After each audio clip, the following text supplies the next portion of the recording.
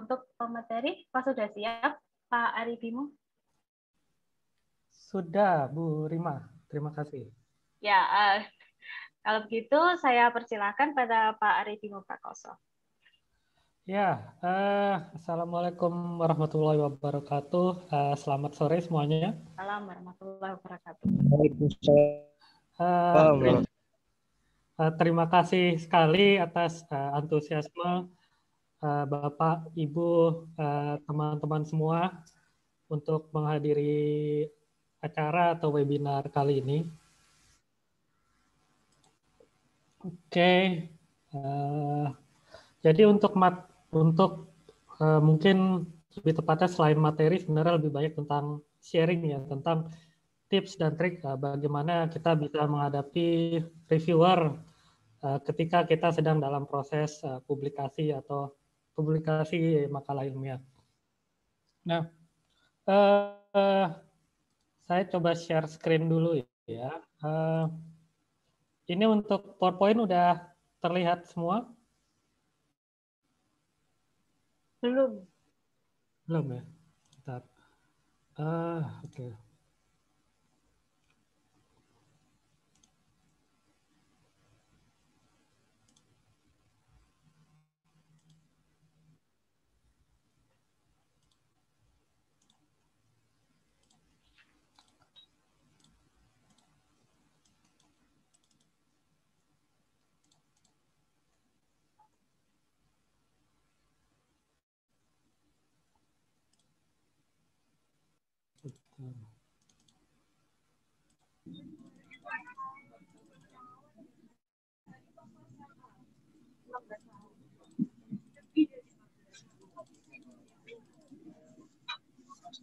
Sebentar ini agak lag.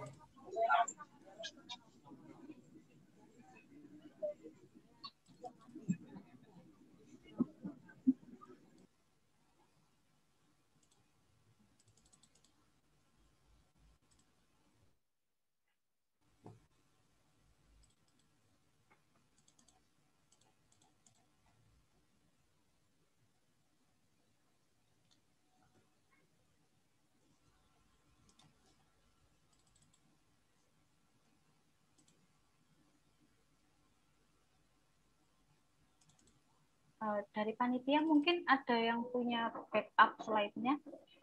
Mungkin bisa dibantu screen sharing.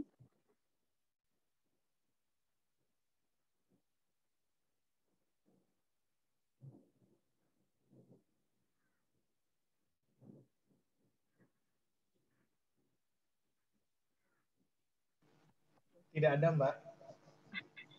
Tidak ada ya. Gak apa-apa, coba di share screen lagi.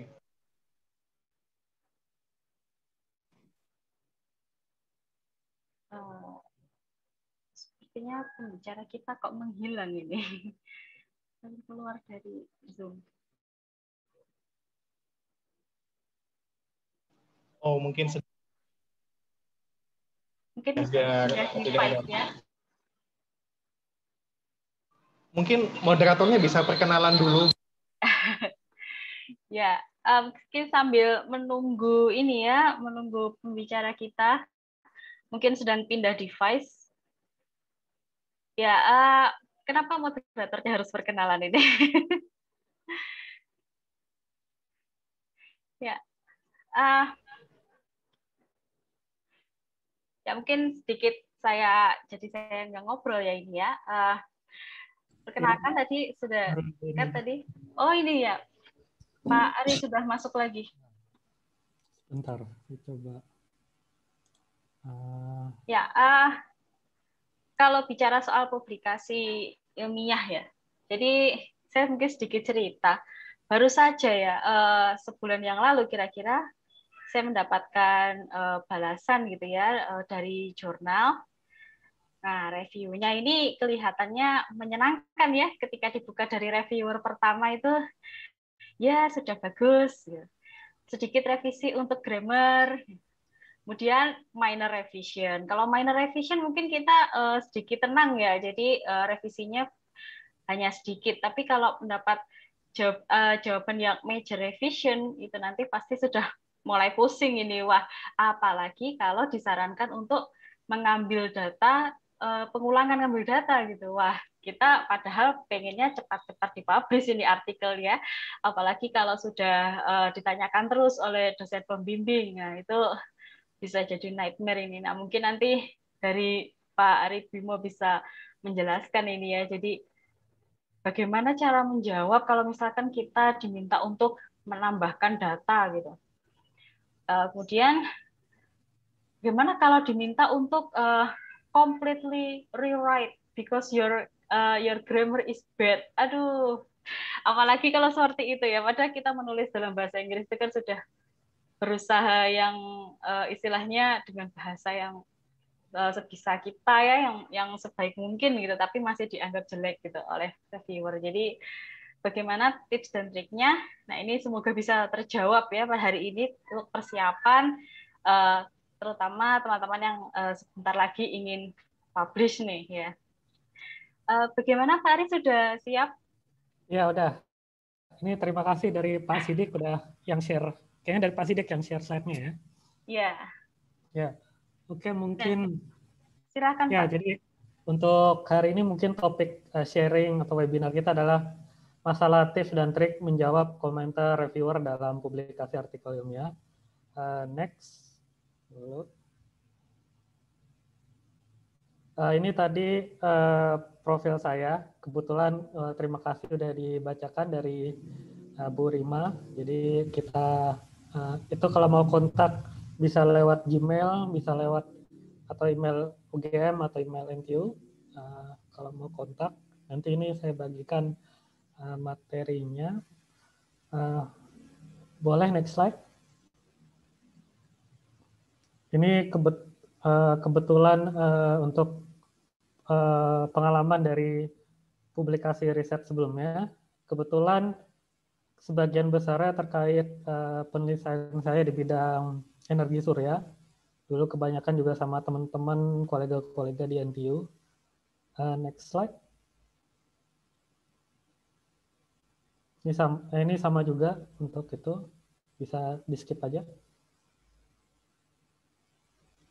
Ini kebetulan ada numpang pengumuman juga. Jadi sebetulnya kita dari Departemen Teknik Fisika UGM ada 2 konferensi.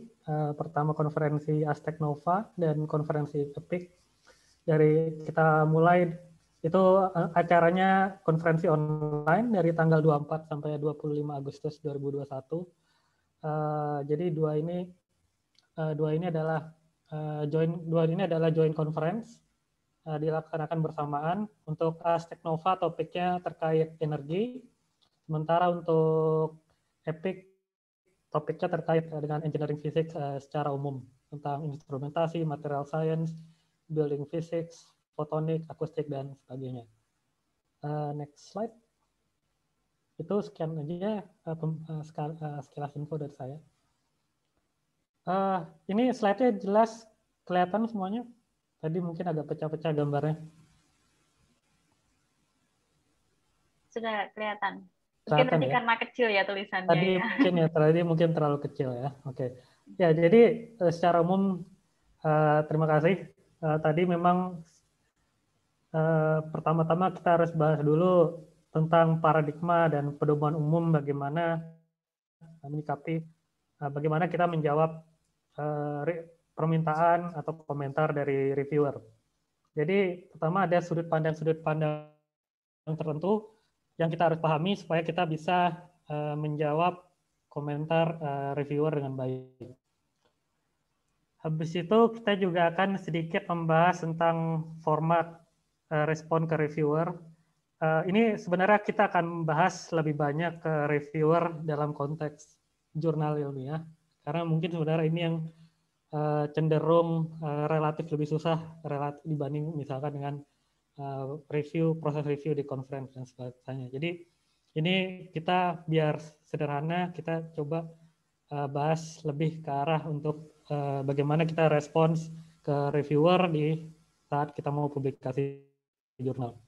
Habis itu kita juga sedikit membahas bagaimana caranya kita memilah komentar reviewer, Terus kita bagaimana menyikapi permintaan reviewer, apakah tadi tentunya ada permintaan reviewer yang kita bisa terima, ada juga permintaan reviewer yang kita tidak bisa terima. Otomatis kita harus tahu bagaimana caranya mengalihkan atau menolak permintaan jika situasinya tepat. Nanti kita akan mungkin dari setelah kesimpulan mungkin kita bisa tanya jawab, dan karena mungkin pengalamannya sangat beragam sekali, saya coba cepat untuk materi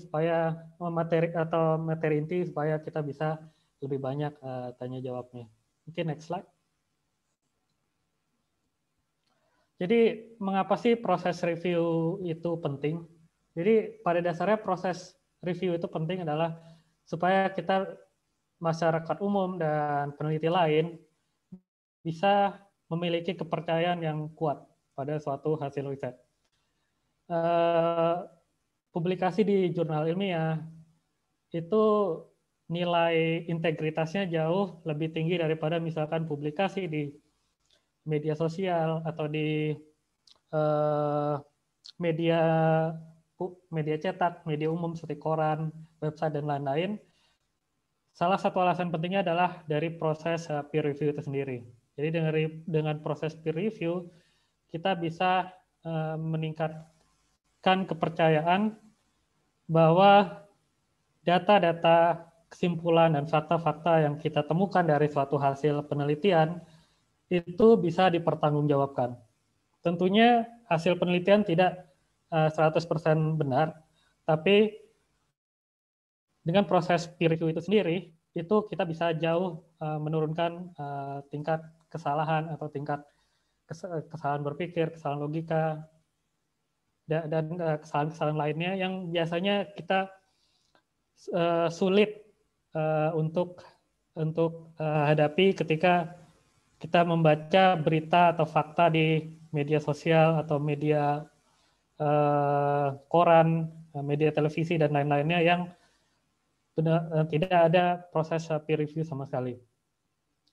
Selain itu, proses peer review itu penting. Kenapa? Karena dia bisa meningkatkan kualitas dari publikasi itu sendiri. Dari pengalaman saya, jarang sekali sebuah publikasi karya artikel ilmiah bisa langsung diterima oleh reviewer.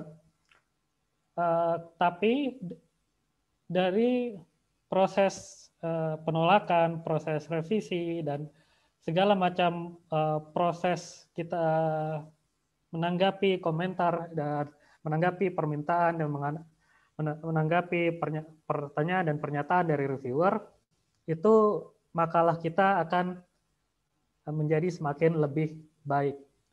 Jadi mungkin dalam secara manusiawi kita berpikir bahwa proses review ini seperti batu sandungan lah, atau hambatan yang kita harus lewati sebelum kita mencapai tujuan kita, yaitu mempublikasikan hasil penelitian kita. Tetapi kita harus melihat dari paradigma lain, berpikir mulai dari paradigma lain bahwa sebenarnya proses peer review ini bukan untuk menjebak kita atau memberikan kerjaan lebih buat kita, membuat susah hidup kita, atau membuat kita lebih lambat lulusnya dan lain-lain. Tapi adalah bagaimana ini bisa membantu publikasi ilmiah kita untuk memiliki kualitas yang lebih baik.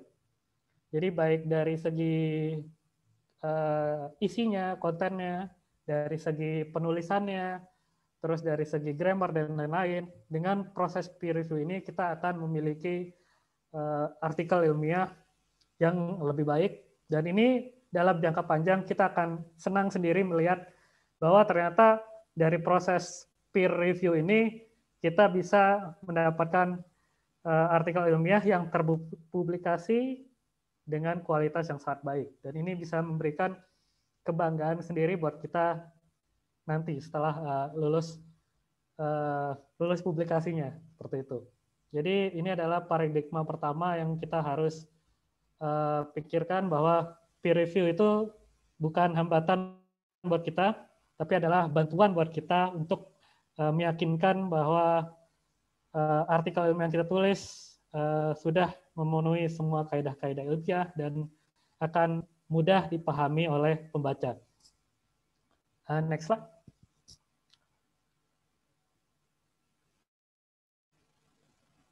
Nah, habis itu ada proses secara umum peer review. Aku rasa dari teman-teman semua mungkin punya pengalaman yang beragam. Mungkin ada yang baru memulai untuk masalah publikasi ilmiah ini sendiri, proses submisi dan lain-lain. Mungkin ada yang sudah publikasi 1-2, mungkin udah ada yang sering sekali publikasi, tapi kita bahas sedikit saja untuk gambaran kita semua. Jadi secara umum untuk proses peer review sendiri dari artikel atau makalah yang kita punya, seperti dilihat di gambar 1 seperti ini, kita membuat sebuah manuskrip, misalkan dilihat di gambar 2, dan manuskrip ini kita kirim ke suatu jurnal ilmiah, misalkan seperti di gambar 3. Lalu kita akan mulai memasuki proses dari peer review.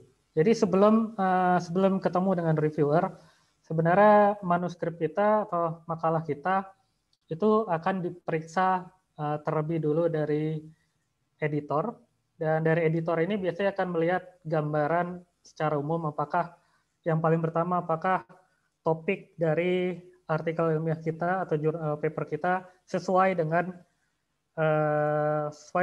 cakupan dari jurnal ilmiah tersebut.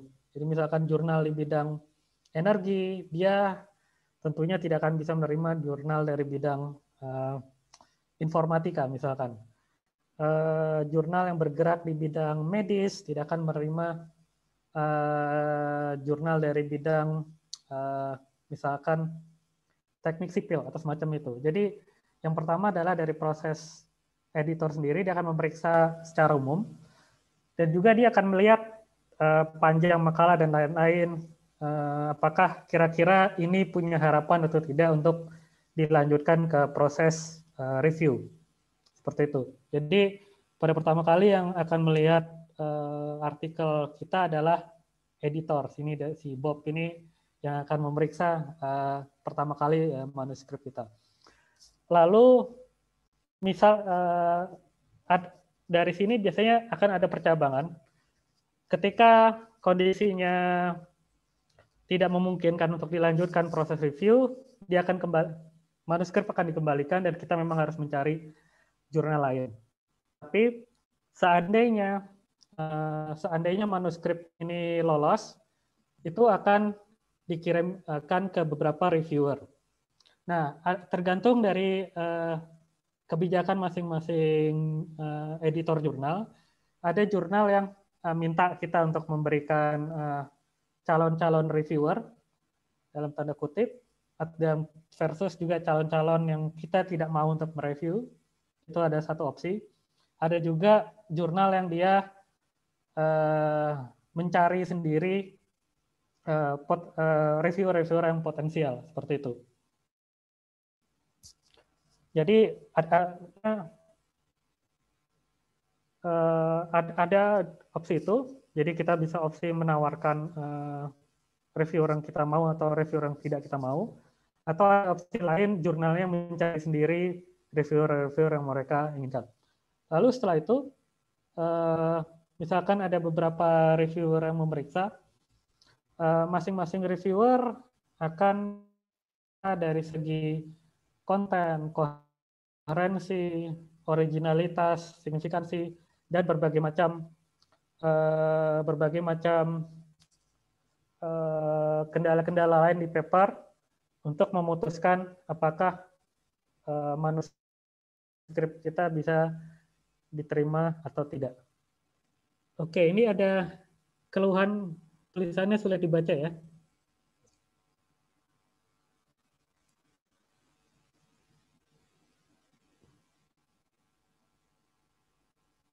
Ya, nanti mungkin dari panitia boleh minta tolong di-share untuk materinya supaya bisa dilihat jelas. Dulu. Oke, sementara mungkin saya lanjutkan saya dulu ya.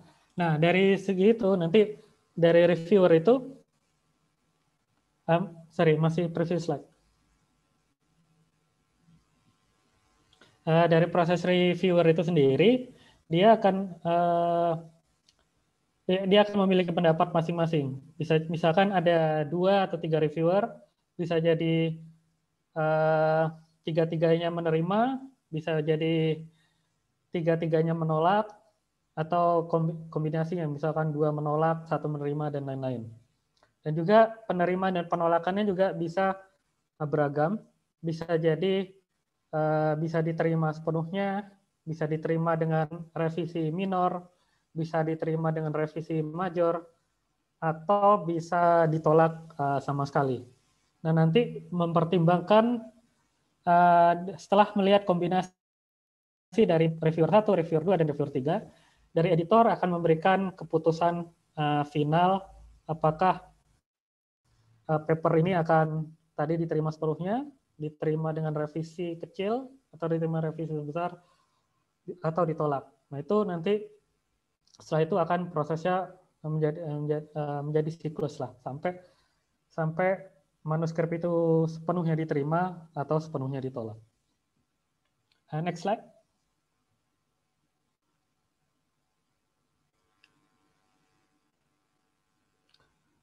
Oke, jadi ada beberapa pedoman umum dalam menjawab komentar reviewer. Pertama, yang paling penting adalah kita baca komentar reviewer dalam kondisi tenang. Jadi yang paling pertama sekali adalah dari kondisi psikologis kita sendiri, dari kita sebagai author dan co-author kita harus baca komentar reviewer dalam kondisi yang baik dan kondisi yang tenang. Poin kedua, kita harus jawab point by point komentar-komentar dari reviewer. Terus kita harus memberikan penjelasan yang baik untuk setiap poin jawaban. Kita harus jawab secara menyeluruh. Kita harus jawab secara sopan dan diplomatis. Dan yang terakhir, kita juga harus apresiasi pekerjaan reviewer. Next slide.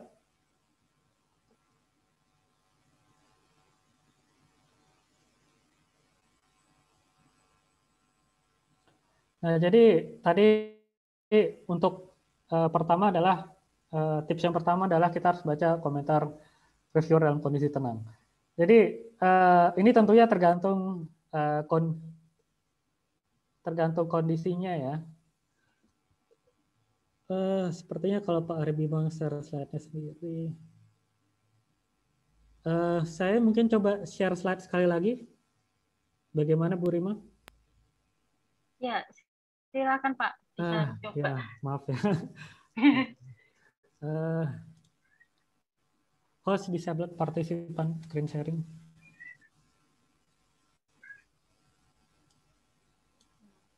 Pak, tolong dibantu hostnya.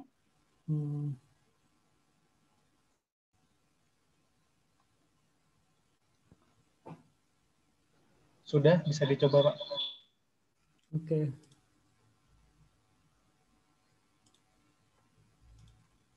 Mudah-mudahan enggak.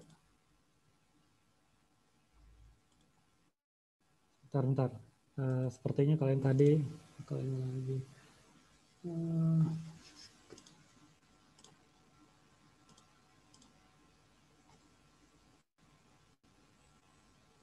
Ya, ini sudah lebih jelas, Pak. Lebih jelas ya. Oke, terima kasih. Maaf, kondisi kendala teknis. Oke, jadi yang pertama kita harus baca komentar reviewer secara perlahan. Biasanya ini asumsinya bahwa kita dalam kondisi harus revisi minor atau revisi major ya. Jadi kalau seandainya diterima sepenuhnya atau ditolak sepenuhnya, ya sebenarnya sudah jelas apa yang harus dilakukan. Yang membuat kendala adalah biasanya ketika kita harus melakukan revisi, baik dia revisi minor atau revisi major. Nah, Pertama-tama kita harus baca komentar secara perlahan, dan kita harus lihat apakah komentar ini mungkin pedas atau netral atau baik. Misalkan seandainya komentar ini rata-rata sangat tidak mengenakan atau sangat pedas atau sangat pedih, sebaiknya pertama kali hari pertama kita diterima, dibaca dulu semuanya. Setelah itu, setelah kita sudah benar-benar kesal atau apa, kita biarkan dulu, kita istirahat dulu. Habis itu kita bahas dengan koautor-koautor kita, baik itu dosen, itu peneliti-peneliti yang lain di hari berikutnya, ketika kita sudah bisa menenangkan pikiran kita sendiri. Berikutnya kita juga harus pahami komentar secara objektif. Ada reviewer yang open, dia membahas objektif dan tepat saja. Ada juga reviewer yang mungkin sedikit dalam tanda kutip kasar atau tidak sopan atau menyebalkan dan lain-lain. Regardless apapun kondisi komentar dari reviewer, kita tetap harus pahami apa yang bagian objektif dari komentar tersebut. Seperti itu. Nah, setelah itu kita juga harus pilih komentar reviewer sendiri. Apakah dia ada yang berupa pertanyaan, apakah dia yang berupa komentar umum atau pernyataan tertentu, atau dia yang berupa permintaan. Nah, untuk masing-masing kita harus menyikapinya secara khusus. Jadi, kalau tidak diminta sesuatu dan sesuatu, pokoknya kita harus perhatikan baik reviewer itu apa. Gitu. Tidak diminta data, tidak diminta menambah referensi atau lain-lain, sebaiknya tidak perlu menambah-nambah. Justru itu reviewer juga tidak suka juga. Sebaliknya, kalau diminta sesuatu, ya kita juga harus jawab dengan tanggapan kita sendiri seperti apa. Habis itu kita juga bisa pilih komentar reviewer dari segi apakah ada yang isunya kecil, seperti misalkan spelling atau pengejaan, masalah grammar, layouting, dan lain-lain, atau isunya agak besar. Apakah isu terkait koleksi data, pengumpulan data, analisis data, metodologi, dan lain-lain. Biasanya saya lakukan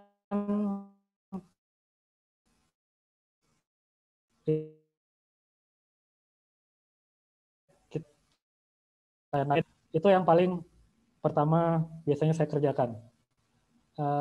Regardless berapa kritis kondisi yang lainnya. Jadi kita mulai dari aspek yang paling sederhana dan mudah diselesaikan lebih dahulu. Nah, selain itu juga untuk response to reviewer sendiri ada beberapa format standar. Ada format standarnya seperti apa. Jadi biasanya untuk review standar, pastinya kita harus menjawab komentar reviewer 1, reviewer 2, reviewer 3, dan lain-lain. Pertama-tama kita juga bisa untuk format yang disarankan adalah pertama kita apresiasi dari editor kita dulu. Jadi seperti ini kita berikan terima kasih, kita sudah diberi kasih kesempatan untuk mengirimkan manuskrip kita ke jurnal tertentu, dan juga kita terima kasih terhadap reviewer dan lain-lain atas usaha mereka dan lain-lain, dan juga kita beri keterangan bahwa kurang lebih kita sudah menjawab sebagian besar pertanyaan dari reviewer. Jadi yang pertama-tama kita bisa address secara umum dulu. Setelah itu kita juga yang penting di sini adalah kita juga berikan here is a point by point response to the reviewers comments and concerns. Jadi kita harus jawab mulai menjelaskan bahwa akan ada perbedaan. Kita akan menjawab komentar reviewer selanjutnya. Jadi misalkan untuk reviewer 1 kita berikan komentar-komentarnya di misalkan komentar 1, komentar 2, komentar 3, terus kita copy komennya secara penuh seperti apa.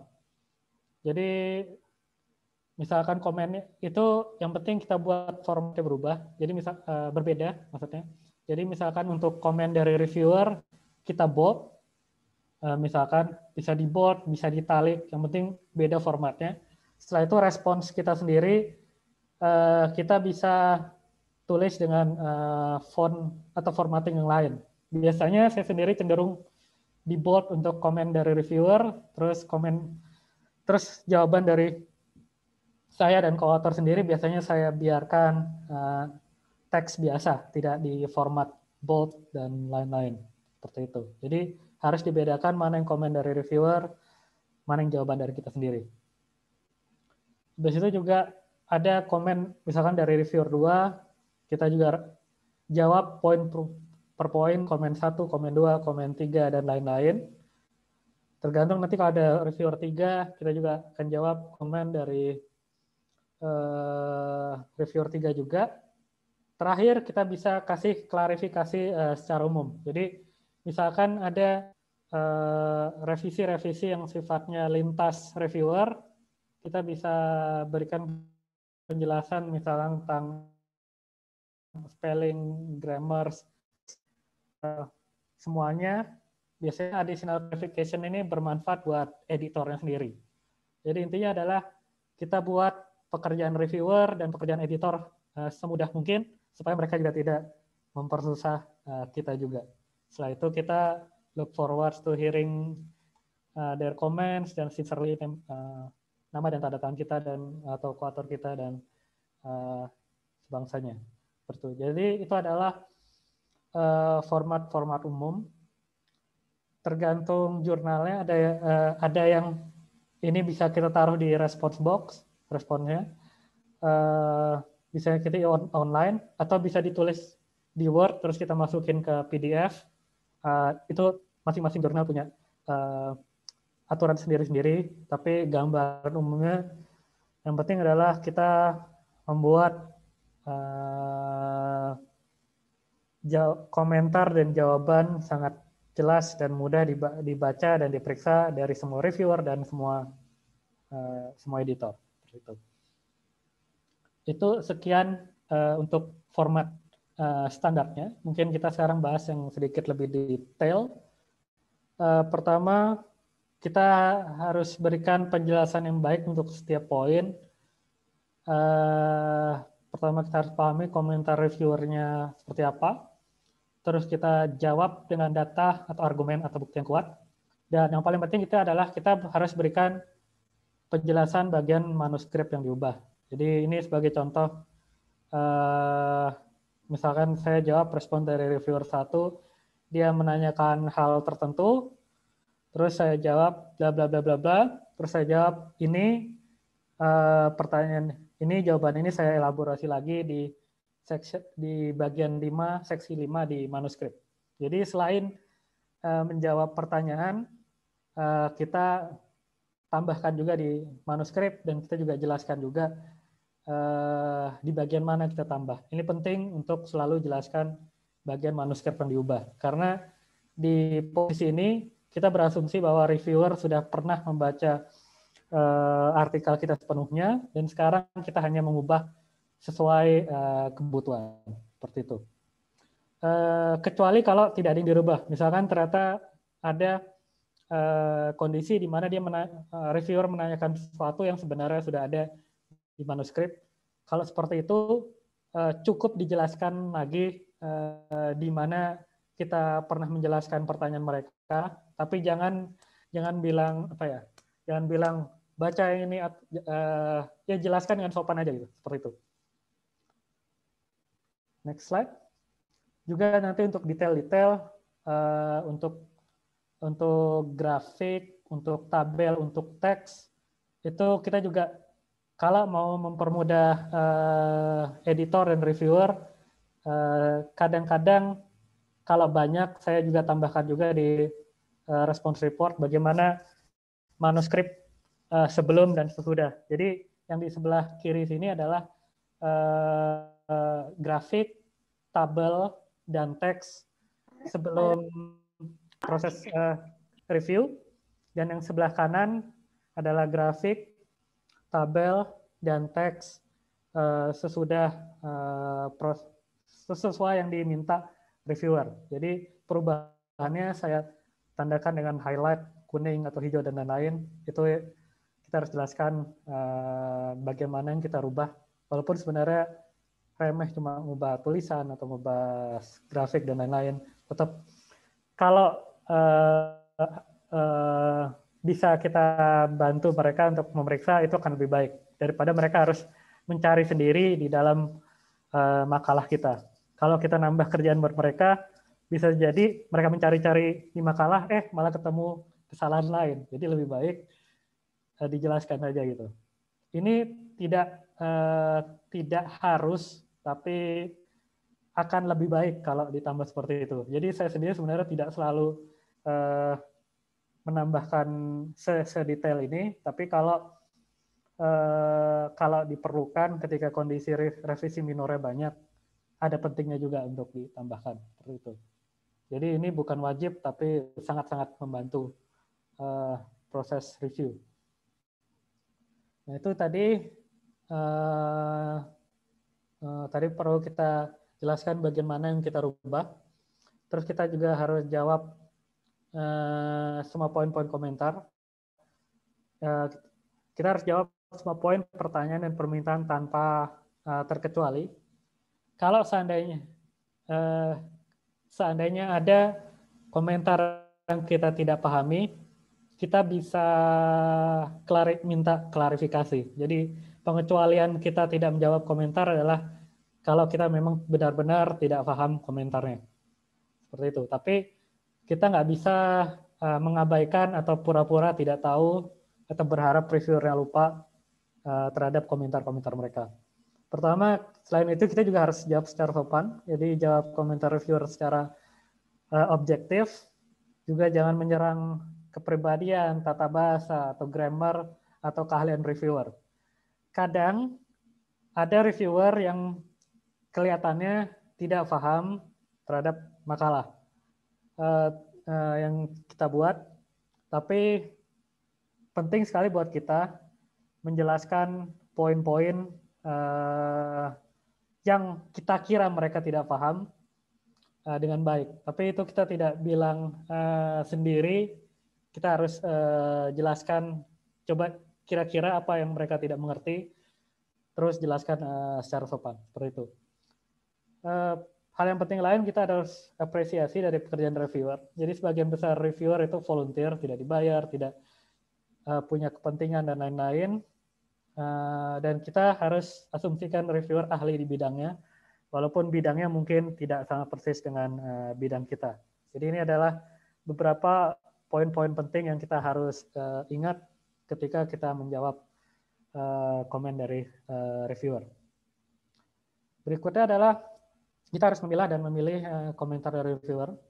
Jadi untuk komentar reviewer sendiri, selain tadi dari masalah komentar yang minor, komentar kecil atau yang komentar major, kita juga bisa memilah komentar reviewer dari segi apakah ada yang berupa pertanyaan, ada yang berupa pernyataan, juga ada yang berupa permintaan.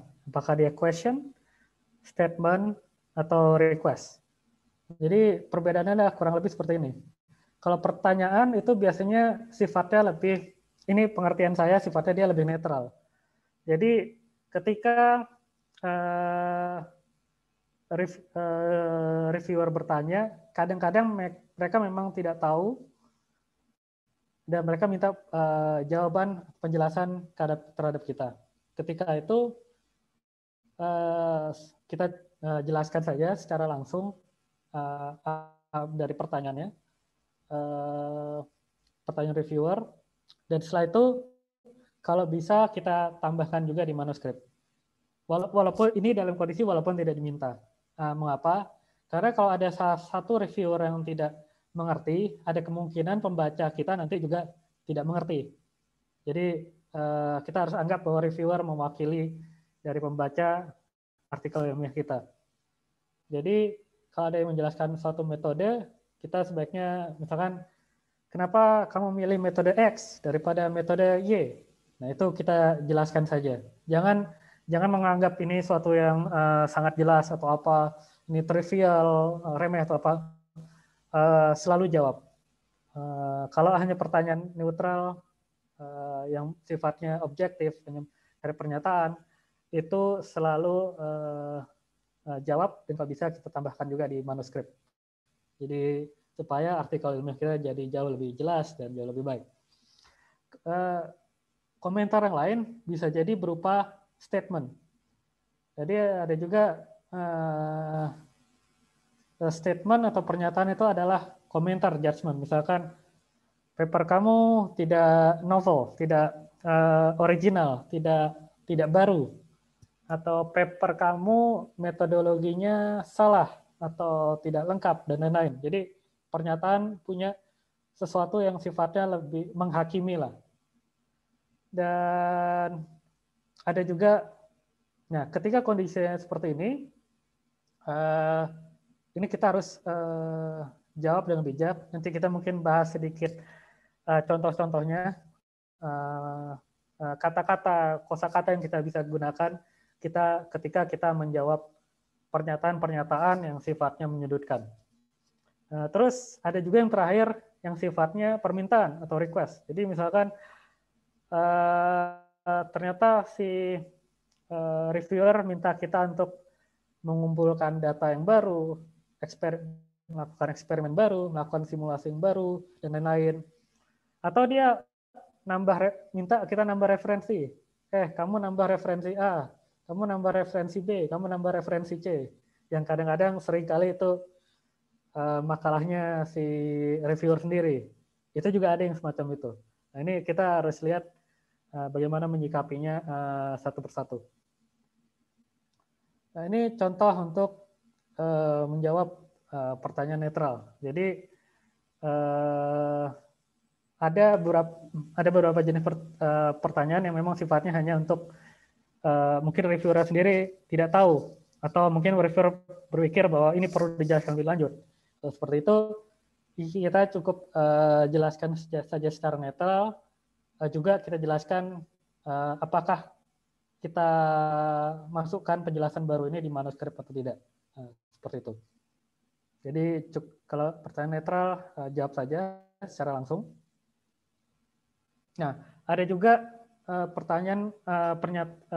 pernyataan-pernyataan yang sifatnya kritis, yang mungkin membutuhkan revisi dan lain-lain.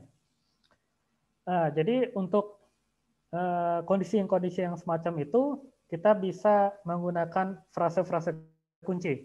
Jadi, apakah kita setuju dengan pernyataan mereka atau pernyataan reviewer atau tidak setuju, itu selalu penting kita jawab secara sopan.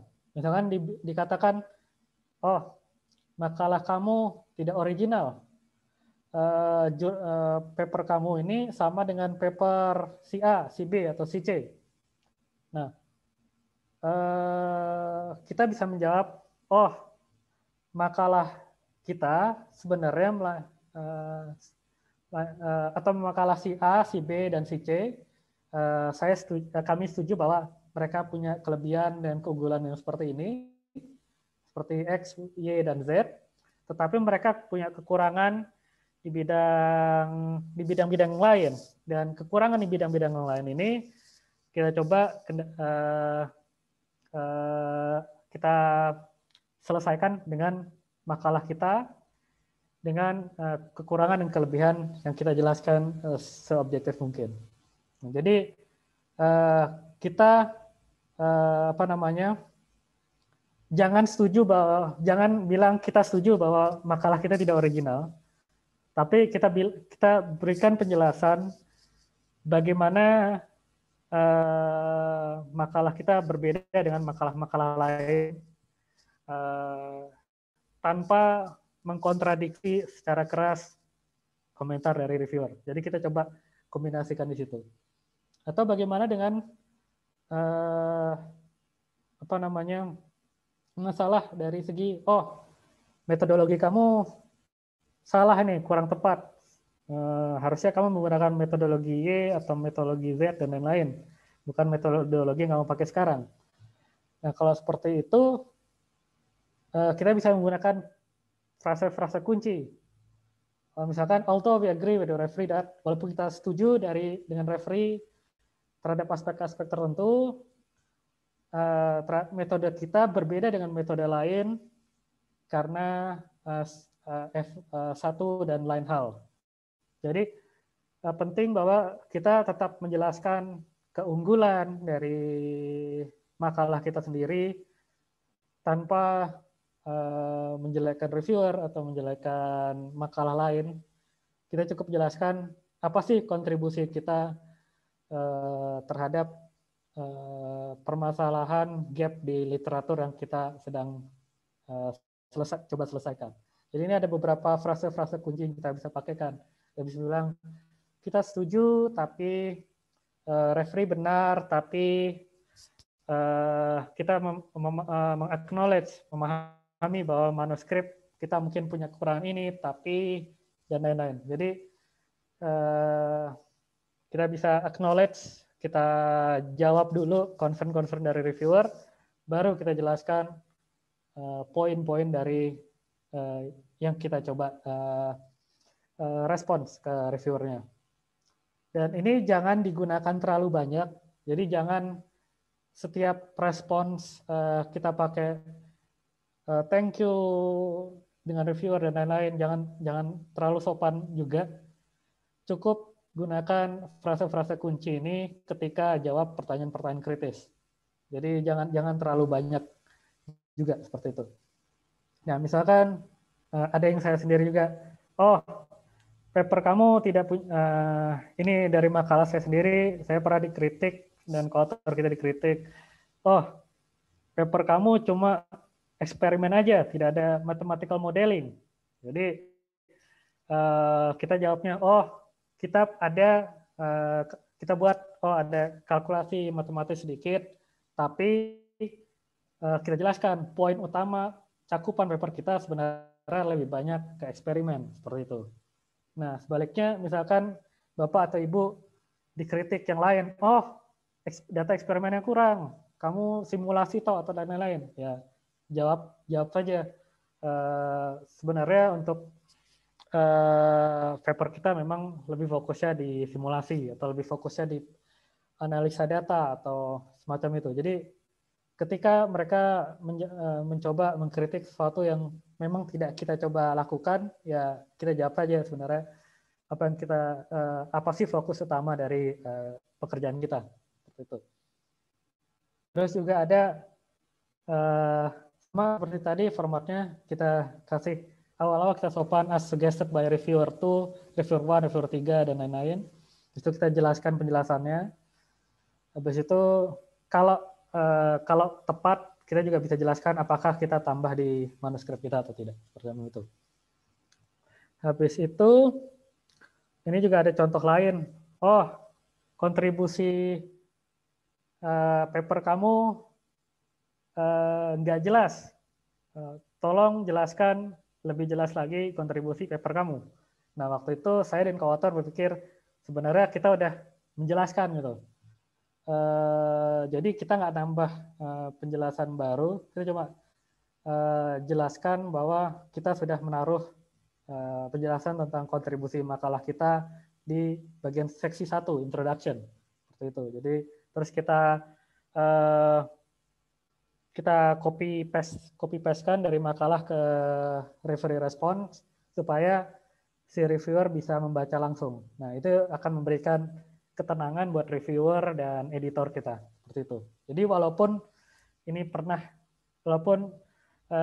mungkin reviewer miss, cukup kita point out aja apa yang mereka miss, seperti itu. Nah, ada juga kondisi pernah ditanya, dinyatakan, bahasa Inggris ini ada yang komentar dengan paper saya dan co-author saya, bahasa Inggris kamu jelek, perlu banyak modifikasi, perlu membuat bingung pembaca. harusnya kita jelaskan dengan lebih jelas istilah-istilah yang dipakai itu seperti apa. Nah, waktu itu kita juga sebenarnya bingung bagian bahasa Inggrisnya.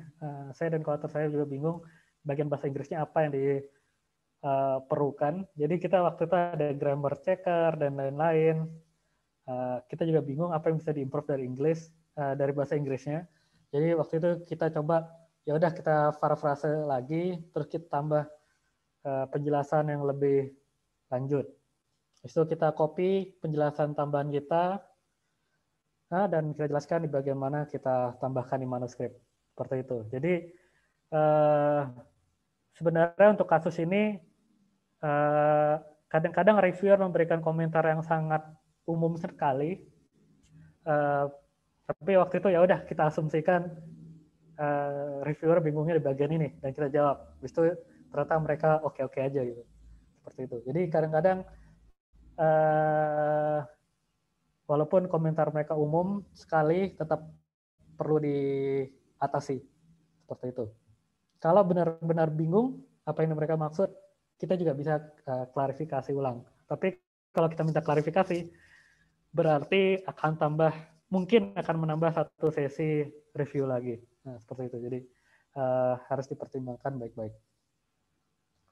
Nah, habis itu juga ada pertanyaan, kenapa hasil eksperimen kamu ternyata punya kekurangan, seperti apa. Nah,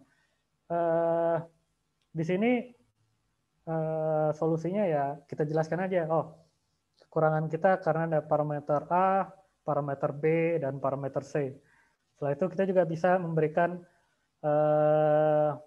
penjelasan dari makalah-makalah lain. Mereka ada paper sebelumnya, jadi ini aku ada ketemu paper dan kami dan kawan-kawan ketemu paper lain yang punya masalah serupa. Jadi kita jelaskan aja kemungkinan masalah kita sama dengan masalahnya si paper yang lain ini, walaupun kita nggak bisa melakukan eksperimen untuk membuktikan benar-benar gitu. Jadi kita coba bilangkan, mungkin komponen-komponen ini kita bisa studi, kita bisa riset lebih lanjut di further study yang lain, di further scope of study lah. Jadi dengan itu kita bisa menjawab dengan diplomatis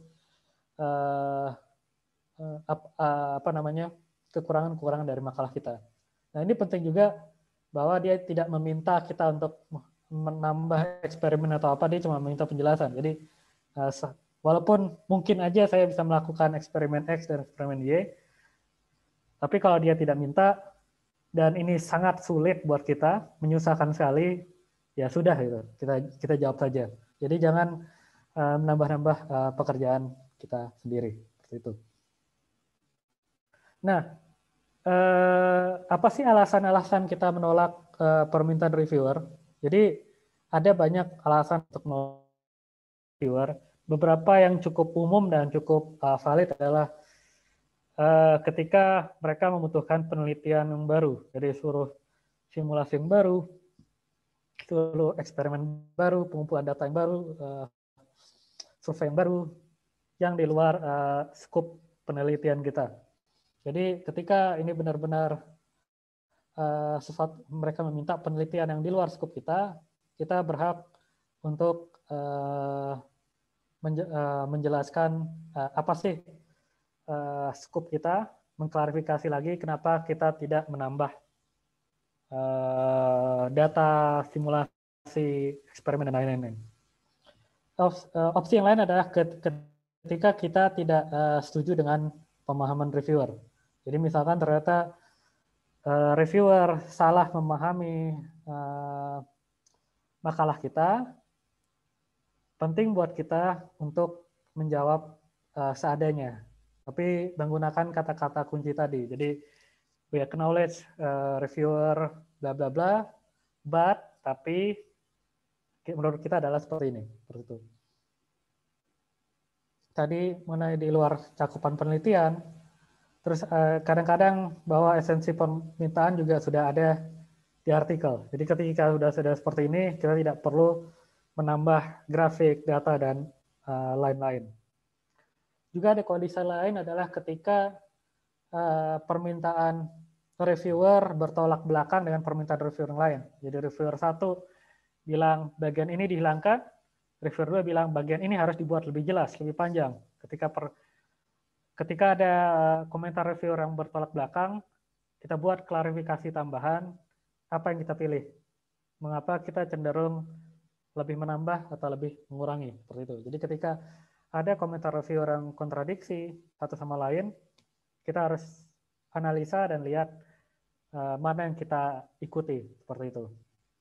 Terus alasan lain adalah ketika itu tidak sesuai dengan kebijakan jurnal. Misalkan jurnalnya punya batasan halaman, kata, dan lain-lain yang tidak sesuai, dan mereka reviewer meminta itu, ya kita cukup jelaskan aja bahwa ini tidak sesuai dengan aturan. Jadi ada beberapa alasan yang sangat logis dan mudah diterima ketika kita menolak permintaan reviewer. Nah, ini ada beberapa contoh bagaimana menjawab permintaan-permintaan seperti itu. Ini saya ambil dari Think Science Inc. 2016. Jadi mereka banyak menjelaskan bagaimana kita bisa menjawab frase-frase apa yang kita bisa pakai ketika menjawab pertanyaan reviewer. Jadi misalkan kita di reviewer bilang, oh kamu harus melakukan penelitian baru, nambah data yang baru, eksperimen baru, dan lain-lain. Nah,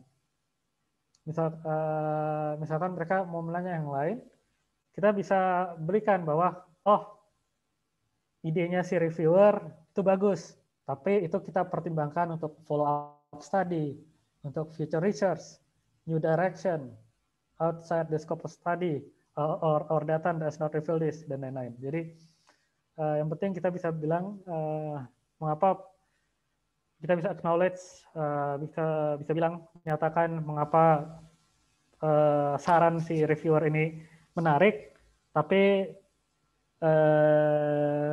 ini ada di luar cakupan kita. Jadi yang penting adalah kita tidak bisa bilang, oh kita tidak punya waktu untuk melakukan ini atau tidak punya peralatan untuk ini atau lain-lain, kecuali kalau memang permintaannya sangat-sangat susah.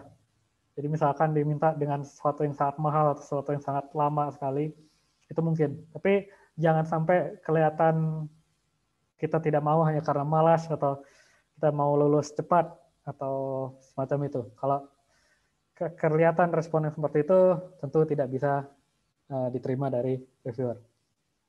Oke, ini sudah jam 4.30, kita coba percepat aja. Opsi lain adalah misalkan reviewer tidak memahami pekerjaan kita. Nah, kita juga bisa menjelaskan bahwa, oh maaf, ternyata mungkin manuskrip kita kurang jelas, kita mungkin menulisnya secara ambigu. Jadi kita terima kasih, thank you for pointing out for the possible case of misunderstanding. Oh ternyata mungkin ada kesalahpahaman dan lain-lain. Jadi kita coba jelaskan lagi apa sih poin yang sebenarnya dari kita, seperti itu. Jadi jelaskan apa yang benar. Misalkan dia ada pernyataan dari reviewer yang salah, kita cukup jelaskan pernyataan atau komentar yang benar itu seperti apa. Seperti yang lain ini di luar cakupan penelitian. Jadi ketika mereka mencoba menjelaskan, misalkan mereka nggak minta tambah data atau tambah eksperimen, tambah simulasi, tambah survei dan lain-lain, tapi mereka coba dong kamu jelaskan hal-hal yang lain seperti ini, poin-poin agak kesampingan. Sebenarnya kamu mungkin bisa jelaskan, tapi ini bukan di bidang kamu, bukan di skop dari makalah kamu. Kalau seperti itu, Bapak dan Ibu bisa cukup bilang aja bahwa kita setuju bahwa ini menarik, tapi kita prefer to focus on, kita lebih memilih untuk fokus di poin-poin tertentu. Karena bisa aja mereka reviewer minta sesuatu yang kita bisa penuhi, tetapi sebenarnya ini bisa membuat makalah lebih panjang, tidak nyambung dengan inti, dan lain-lain. Itu juga kita boleh-boleh saja menolak. Tapi tadi kita bisa menggunakan frase-frase kunci. Jadi terima kasih dengan sarannya, tapi dan kita lihat bahwa fokus kita adalah di topik yang lain, seperti itu. Habis itu kita lihat apakah esensi permintaan sudah ada di paper kita atau belum. Jadi kalau dia sudah ada, kita cukup jelaskan di bagian mana, apakah di bagian methods, bagian results, bagian introduction atau apa. Jadi kalau misalkan sudah pernah ada di paper kita cukup jelaskan. Kalau belum ada, kita tambahkan, terus kita jelaskan kita tambah di bagian mana. Kalau kita sudah ada tapi kita rubah, kita jelaskan perubahannya seperti apa. Jadi itu adalah bagaimana kita bisa mengatasi permintaan-permintaan yang kurang tepat dari reviewer. Nah, jadi ini kesimpulan secara umum. Yang pertama tadi adalah, pertama kita harus sikapi proses review secara positif. Peer review ini penting untuk meningkatkan kualitas makalah kita, bukan penghalang kita lulus, bukan penghalang kita publikasi dan lain-lain. Terus kita harus jawab komentar reviewer secara sistematis, point by point. Kita berikan argumentasi yang ilmiah untuk setiap jawaban. Kita harus jawab secara menyeluruh dan diplomatis. Terus kita juga harus permudah pekerjaan reviewer dan editor. Jadi itu tadi sharing sedikit saja dari saya. Terima kasih. Monggo untuk pertanyaan, komentar, sharing, dan lain-lain. Terima kasih semuanya. Ya, bisa kita applause sebentar ya untuk Pak Ari Bimo. Terima kasih, materinya luar biasa, jelas ya, dan langsung ada banyak sekali contoh-contohnya, case by case. Mungkin ini saya bacakan dulu, ada pertanyaan di chat ya, dari Zainul Yasmi. Apakah format ini inisiatif sendiri atau ada aturan baku dari reviewer atau publisher? Mungkin yang dimaksud format membalas review tadi ya. Oh ya, jadi sepemahaman saya sebenarnya tidak ada yang benar-benar baku, tapi ini yang saya lihat dari apa yang orang lain jawab jadi ada beberapa orang yang terima kasih sekali mereka udah share komen dari reviewer ke makalah mereka dan bagaimana mereka mereview ya. Dan ternyata sebagian besar formatnya itu kurang lebih ada pola-pola seperti itu. Jadi ada pola terima kasih ke reviewer, editor dan reviewer, terus komen ke reviewer pertama, terus kita buat poin per poin, reviewer 2 dan lain-lain. Jadi secara umum formatnya itu sudah ada gitu, tapi detail-detailnya tidak wajib atau tidak konsisten. Jadi kadang-kadang saya sendiri suka skip bagian yang terima kasih ke editor, tapi saya tetap bagian yang terima kasih ke reviewer. Jadi saya sendiri juga berubah lah, coba memperbaiki. Jadi waktu dulu saya juga jawabnya minimalis sekali, tapi setelah melihat jawaban orang lain atau apa, saya coba format yang lebih baku untuk membantu kita sendiri. Terus tadi masalah format yang di bold, mana yang di bold, mana yang di italic, itu optional. Jadi ada yang orang yang jawabannya di bold, ada yang komennya di bold. Saya sendiri entah kenapa lebih senang komen yang di bold, tapi orang lain ada yang di bold, ada yang di italic dan lain-lain. Tapi yang jelas adalah komen dan jawaban kita beda. Yang penting itu. Terus ada opsi-opsi lain, misalkan apakah typo kita berikan tempat sendiri, seksi sendiri atau tidak. Kalau sedikit, biasanya saya nggak nambah-nambah, cukup dijelaskan singkat aja. Tapi kalau ada banyak, saya buat sesi sendiri. Jadi ini ada gabungan dari baku dan inisiatif sendiri juga, seperti itu. Ya, jadi ada ketentuan-ketentuan umum yang secara umum orang sudah tahu gitulah ya. Seperti halnya kita menulis artikel ilmiah ya. Jadi secara umum kan kita tahu pasti ada pendahuluan, ada teori, metode, kemudian ada hasil, ada kesimpulan. Tapi kan setiap jurnal atau setiap publisher itu kan pasti mungkin punya format sendiri gitu ya. Baik, berikutnya ada pertanyaan dari Umi Rashidah. Misalkan pada saat submission, editor memberitahukan bahwa proses review ini biasanya membutuhkan 4-8 bulan. Apakah etis jika pada bulan kelima saya menanyakan proses review kepada editor? Gimana ini, Pak? Jika kita menanyakan progres ya istilahnya. Jadi kalau etis sebenarnya ya, jadi menurut saya di bulan keempat lewat atau bulan kelima, awal bulan kelima ya kita bisa tanya progress review kepada editor. Tapi ini penting juga, jangan ditanya di bulan keempat, kita tanya bulan kelima, kita tanya bulan keenam, kita tanya yang ketujuh, kita tanya yang ke-8 kita tanya. Seperti itu jangan. Jadi sebaiknya mungkin yang paling baik adalah nanya di bulan keempat sama nanya di bulan ke-8 kalau kasusnya seperti itu. Nah, jadi secara etis sebenarnya etis-etis saja untuk mempertanyakan. Cuma apakah ini membuat editor, aku tidak tahu, editor juga manusia, apakah itu membantu mereka atau tidak, ya, seperti itu. Jadi sebenarnya etis saja langsung tanya di bulan kelima, tapi jangan dibagi-bagi lah. Mungkin bertanyanya cukup 2 kali atau 3 kali. Saya rasa 3 kali sudah cukup banyak. 2 juga sudah cukup lah, seperti itu. Ya, seperti itu saja dari saya. Terima kasih. Ya, oke. Berikutnya ini ada pertanyaan dari ESP. Ini saya kurang tahu ya, ini nama singkatan mungkin ya. Adakah pencerahan perihal untung dan rugi jika satu jurnal memakai blind review dan peer review? Ini juga ada pendapat ya kalau blind review itu dapat dipakai oleh jurnal-jurnal yang jahil, apalagi predator.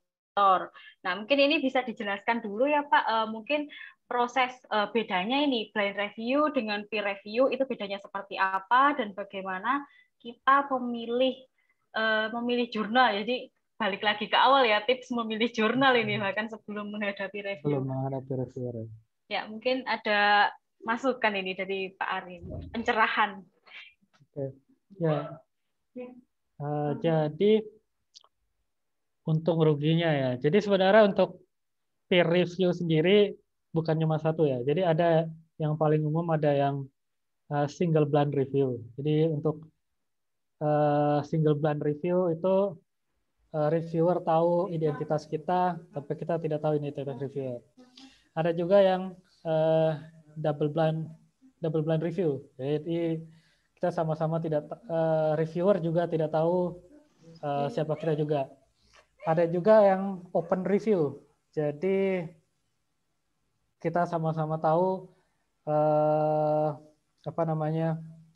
siapa reviewer juga sama-sama tahu siapa kita. Jadi peer review sendiri tadi ada yang single blind, ada yang double blind, ada yang open, terus juga ada model-model alternatif lain kayak post review dan lain-lain seperti itu.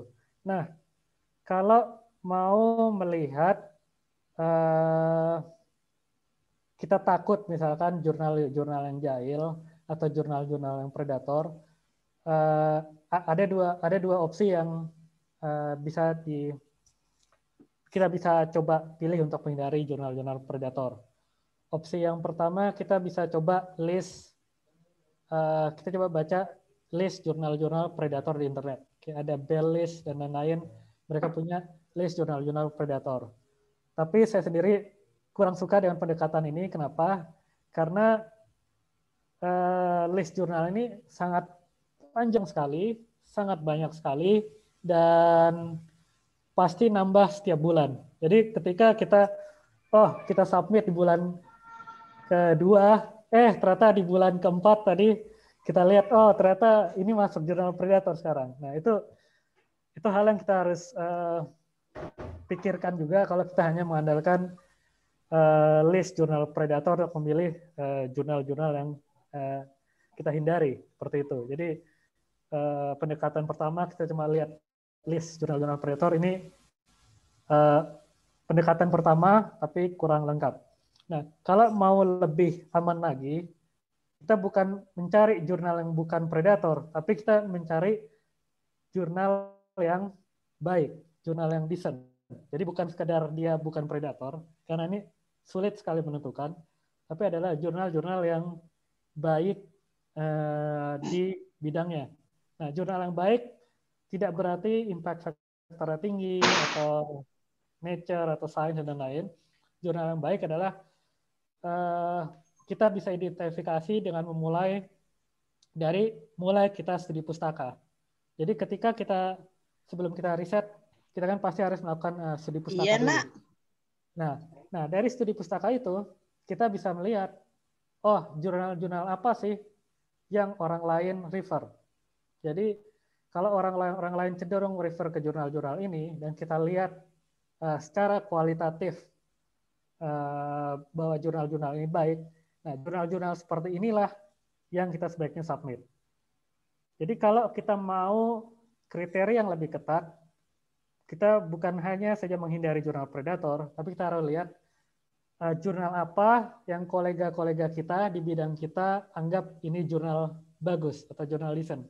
Sekali lagi bukan jurnal yang susah, bukan jurnal yang impact factor tinggi, tapi jurnal-jurnal yang proses peer review-nya sudah terbukti sejak lama, lebih dari 5 tahun kalau bisa, dan kita pernah merefer makalah dari jurnal mereka. Jadi kalau saya pernah lihat, oh Semiconductor Science, saya pernah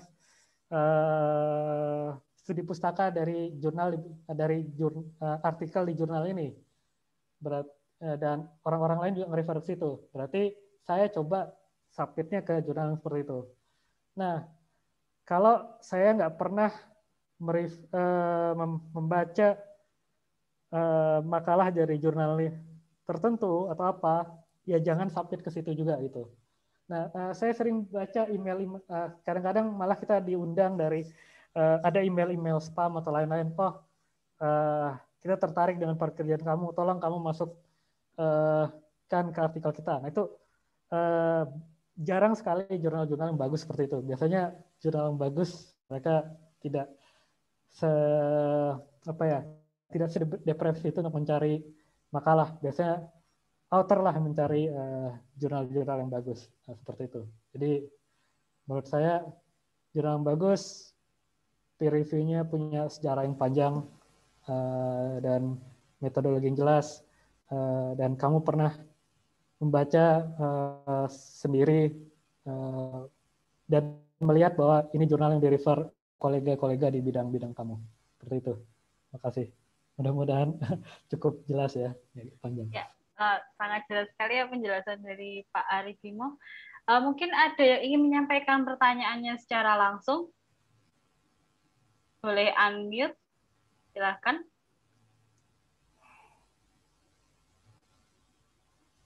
Belum ada? Kalau gitu saya bacakan dari chat lagi. Ini ada pertanyaan dari Iin Indrayanti.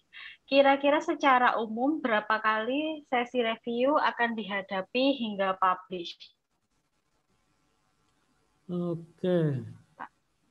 Oke, berapa umum sesi review akan dihadapi hingga publish? Oke, jadi